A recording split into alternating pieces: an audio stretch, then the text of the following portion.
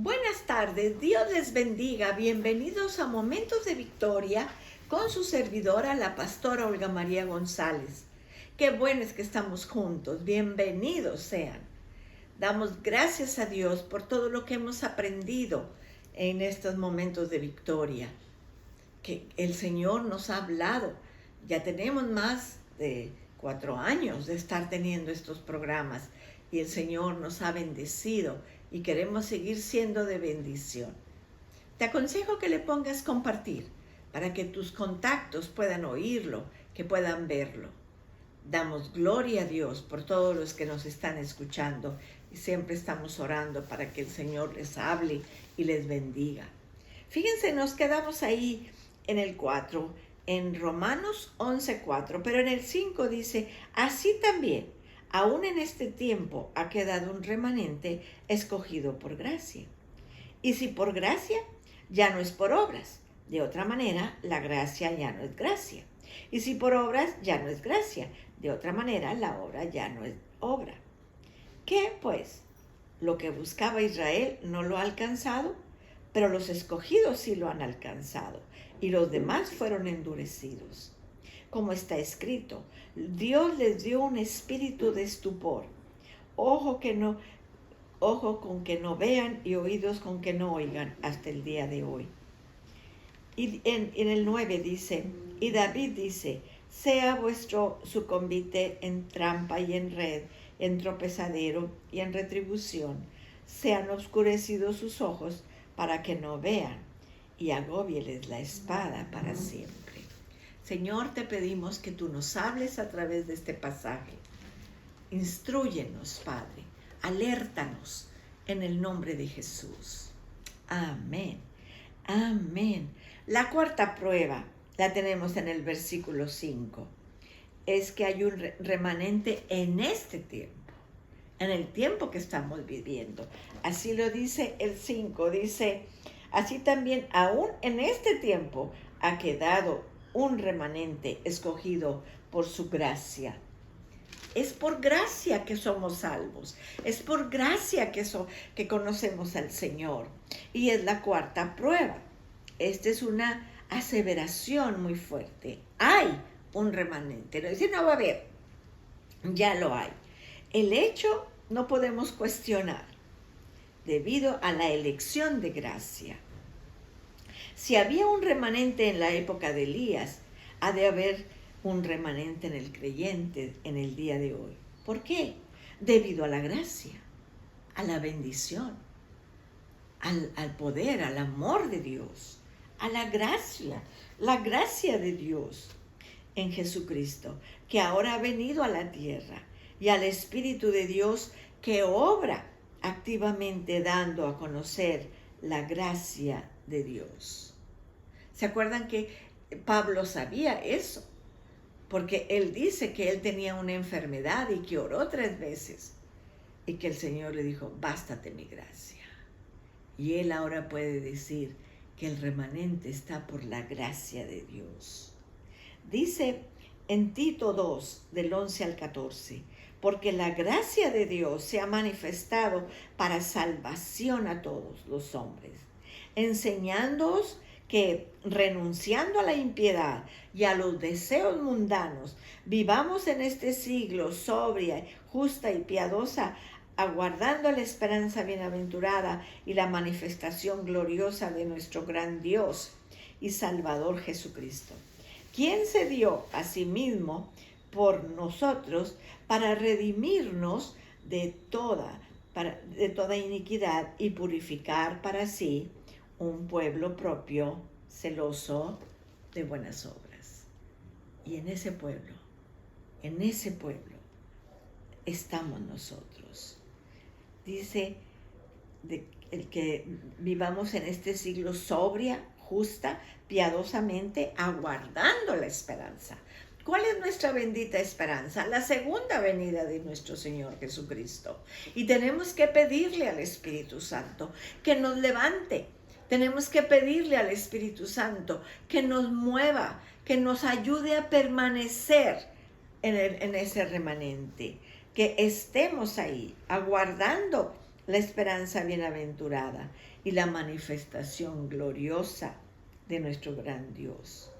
Así que tú y yo somos parte de ese remanente. Tú y yo. Tú y yo.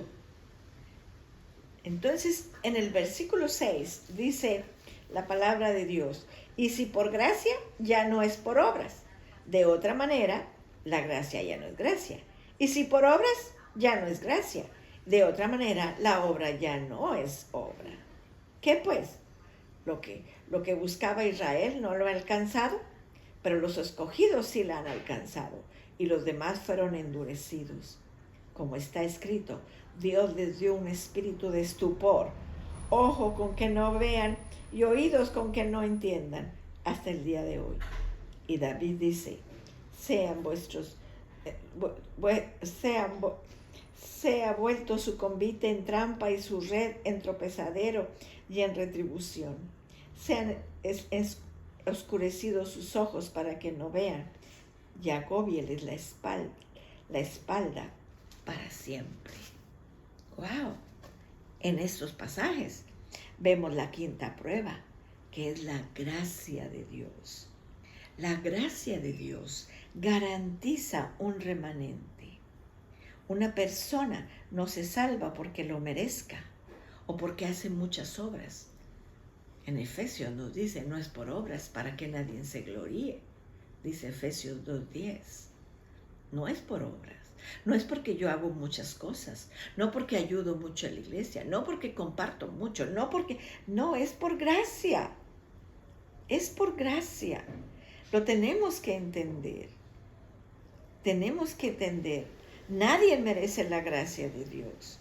Nadie. Ninguno de nosotros merecemos ser elegido por Dios por nada. Dios no otorga su gracia a un hombre porque tal hombre merezca o gane la gracia. El hombre no obtiene la aceptación de Dios porque quiera o haya corrido tras Dios. Dios tiene misericordia del hombre porque es un Dios de misericordia. Si el hombre se salvara por las obras, entonces la salvación no sería por gracia, sino por las obras. No sería por la gracia de Dios, sino por las obras del hombre. Sacaría del cuadro la gracia de Dios y pondría en el primer plano las obras. Entonces, ¿Jesucristo a qué vino? Si nosotros lo podíamos hacer con nuestro esfuerzo. Entonces, ¿para qué Cristo vino a morir? Si nosotros lo podíamos hacer. Simplemente, Dios ya no sería necesario, porque el hombre se estaría salvando a sí mismo. Si por algún invento de la imaginación y del trabajo científico el hombre pudiera salvarse a sí mismo, calculando cómo vivir eternamente, entonces ya no necesitamos a Dios. Entonces vana es que haya venido Cristo a morir. En efecto, ni la gracia ni las obras serían necesarias, porque el hombre habría alcanzado la perfección. Qué absurdo se oye esto. Qué ridículo se oye. Pero ¿sabes tú que hay tanta gente que así lo cree? Hay tanta gente que ni siquiera acepta que Dios lo ayuda. Simplemente, así es. Y tenemos que tener misericordia de esa gente, de esas personas. Entonces, tenemos que enseñar a la gente que este argumento es la gracia de Dios la que salva al hombre. Por lo tanto, Dios siempre procurará de que haya un remanente de creyentes en Israel. La vasta mayoría de los judíos tropezó y cayó en esa trampa de las obras. Pero la dureza del corazón de Israel no es total. Hay un remanente. La gran mayoría de Israel no alcanzó la justicia, pero los pocos, los escogidos, sí la alcanzaron.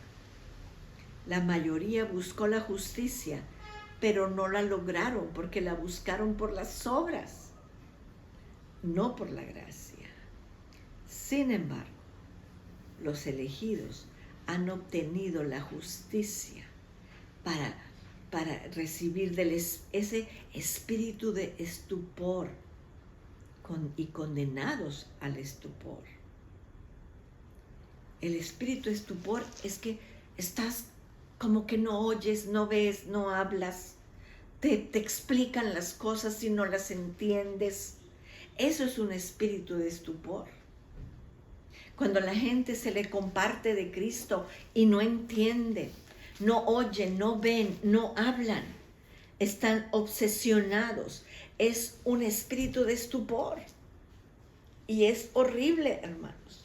Es horrible ese espíritu de estupor, porque no te deja conocer a Dios, no te deja avanzar ese espíritu de estupor. Hay gente que se le predica, pero no entiende, porque tienen ese espíritu. Dice en Isaías 29:10, porque Jehová derramó sobre vosotros espíritu de sueño y cerró los ojos de vuestros profetas y puso velo sobre las cabezas de vuestros videntes, y os será toda visión como palabra de libro sellado, el cual si dieren al que sabe leer y le dijeren, lee ahora esto, él dirá, no puedo, porque está sellado. Ese es el espíritu de estupor. Y la gente así está. Así estaba cuando en el tiempo de Isaías y así está ahora con ese espíritu de estupor. Un de ser, ellos creen que deben de ser dignos de juicio y condenados, de ser ciegos y condenados a la ceguera. O sea, es acusado. El Señor está acusando a todos ellos. El cuadro es de el hombre sentado a la mesa del banquete haciendo fiesta con toda comodidad. Están cómodos, seguros, poseídos de una sensación de seguridad, de realidad. Se sienten tan cómodos que no se convierten. Y eso los lleva a la ruina. El enemigo se introduce furtivamente y les sorprende. Fueron cegados, dijo Isaías. Dios les ha dado un espíritu de sueño. La idea es que Dios es el que cegó a Israel. Sin embargo, las Escrituras claramente dicen que Dios no tienta al hombre, ni menos aún le hace pecar. ¿Qué significa entonces esto? Significa por lo menos dos cosas. El rechazo del incrédulo es voluntario y deliberado. El incrédulo no ve ni oye, sin embargo se niega a abrir realmente sus ojos y sus oídos. No quieren abrir sus ojos, no quieren. Es el rechazo. El Señor Jesucristo contesta esta pregunta diciendo, el corazón de este pueblo se ha revelado y se negaron a entender. El griego dice, el corazón de este pueblo ha engordado. Ser gordo indica sensualidad y falta de sentido. Comer y agregar kilos sobre kilos es vivir según la carne. Y vivir según la carne no tiene sentido. Su sensualidad se debe a la mundanalidad. Dice Romanos 8, del 5 al 8, porque los que son de la carne piensan en las cosas de la carne, pero los que son del Espíritu en las cosas del Espíritu, porque el ocuparse de la carne es muerte, mas el ocuparse del Espíritu es vida y paz, por cuanto los designios de la carne son enemistad contra Dios, porque no se sujetan a la ley de Dios, ni tampoco pueden. Y los que viven según la carne no pueden agradar a Dios. La segunda es que el incrédulo experimenta una ceguera judicial, el rechazo por Dios. Una persona que elige deliberadamente ser ciego al Evangelio y rechazar a Cristo, recibe su justo castigo. Dios ofrece su amor y salvación, la vida eterna y al hombre, pero el hombre tiene que decidirse a recibir la oferta. Se permite que la incredulidad del hombre vague en la esfera de la incredulidad y se convierta en una incredulidad obstinada. El hombre quiere seguir ciego. El rechazo de una persona la conduce a la ceguera judicial y ser rechazados por Dios. Dice Romanos 1:24. Dice, por lo cual también Dios los entregó a la inmundicia. Por esto Dios los entregó a pasiones vergonzosas, por ese espíritu de estupor que la persona, que tu familiar, tu vecino, tu compañero, tú le hablas y tiene ese espíritu de estupor. Tiene ese espíritu de estupor. Tenemos que orar por esas personas. Tenemos que orar. Dice Gálatas 6, del 7 al 8. Dice, no os engañéis, Dios no puede ser burlado, pues todo lo que el hombre sembrare, eso también segará. Porque el que siembra para su carne, de la carne segará corrupción. Mas el que siembra para el espíritu, del espíritu segará vida eterna. Tenemos que quitar ese espíritu de estupor, ese sueño, ese estar nomás dormidos, el no abrir la Biblia, el no orar, el no buscar al Señor, el no buscar las cosas espirituales, estar siempre pensando en cosas carnales, pero que salgamos de ese espíritu de estupor. Vamos a orar. Padre, gracias, porque nos has hablado tan duro, tan fuerte, como era necesario escuchar. Quitemos que cada día nosotros ese espíritu de estupor, que no lo recibamos, que tengamos nuestros ojos abiertos, nuestros oídos abiertos, nuestra lengua suelta para hablar. Gracias, Señor. No queremos estar creyendo que es por obras, que porque somos muy buenos, que porque ayudamos, que porque hacemos. No es por obras para que nadie se gloríe. No es por obras. Gracias, Señor. Gracias por tu palabra. Gracias, Señor, porque nos has hablado muy claro. En el nombre de Jesús. Amén. Amén. Damos gracias a Dios y busquemos siempre agradar a Dios. Busquemos siempre estar en contacto con Dios, en oración, en ayuno, en alabanza, en la palabra. Que el Señor nos ayude. Los invito el domingo a las 10 de la mañana a Congregación Victoria, aquí en Ruiz Cortines 721 Oriente. Y el lunes a las 6 de la tarde nos volvemos a ver. Que Dios les bendiga, que Dios les guarde. Cristo les ama y yo también.